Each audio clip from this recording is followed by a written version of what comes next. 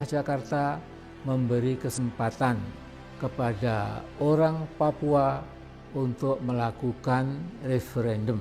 Apakah tetap bersama Indonesia atau membangun negara Papua sendiri. Nah, pernyataan sikap itu diluncurkan pada 21 Juli tahun ini.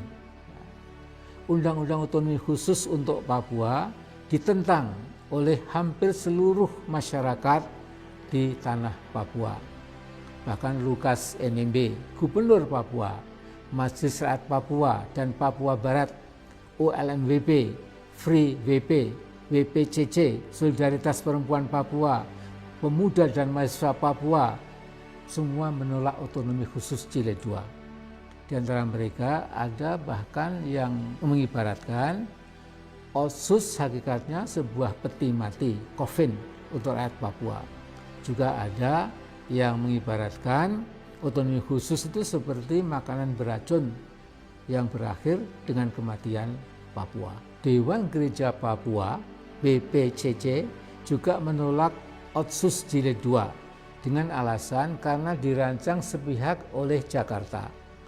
Refleksi tahunan yang dipublikasikan pada 5 Juli tahun ini bertema Tuhan Otsus dan Pembangunan Indonesia di Papua sudah mati. Tema itu menunjukkan kekesalan dan kemarahan masyarakat Papua yang kini sudah sama cerdasnya, sama pintarnya, sama tajamnya dengan masyarakat suku-suku lainnya di Indonesia. Sungguh sangat gegabah bila di antara kita ada yang masih menganggap seolah saudara kita di Papua kalah cerdas dan kalah pintar dibandingkan dengan suku atau etnik lainnya. Perkembangan cukup mengagetkan adalah apa yang terjadi di kantor Dewan Adat Papua, Bidap Expo Wamena pada 22 Juli tahun ini.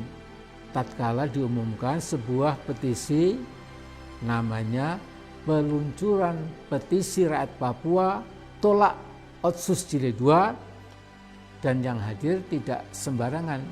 Tokoh-tokoh seperti Philip Karma, Yosefa Alomang, Dewan Adat Papua, perwakilan akademisi Uncen, dan 23 organisasi pergerakan yang terdiri dari LSM dan berbagai organisasi akar rumput.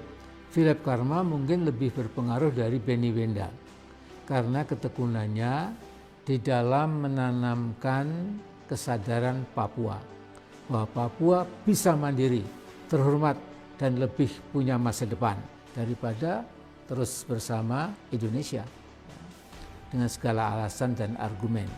Sementara Mama Alomang atau Yosefa Alomang dianggap sebagai Ibu Kartini Papua, tokoh wanita yang sudah sangat sepuh tetapi berani menentang PT Freeport itu tidak pernah lelah membangun rasa percaya diri rakyat Papua.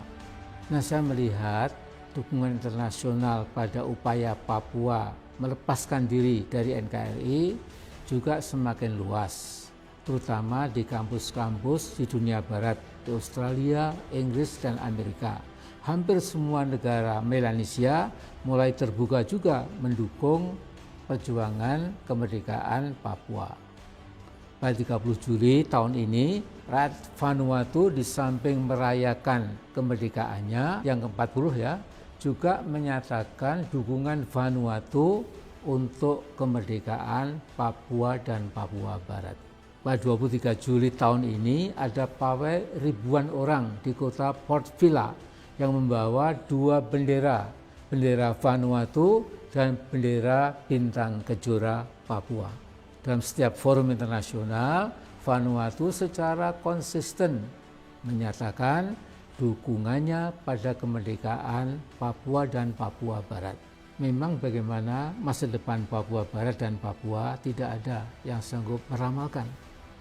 Hanya saja dalam sejarah bangsa-bangsa sejak dulu sampai sekarang ada sebuah keajekan atau katakanlah lebih tegas lagi sunatullah, bahwa setiap kekuasaan atau rezim penguasa yang tidak peduli pada keadilan pasti akhirnya roboh atau runtuh. Soal kapan bukan urusan manusia. Manusia hanya berusaha, hasil akhir di tangan Allah Subhanahu wa taala yang Maha Esa.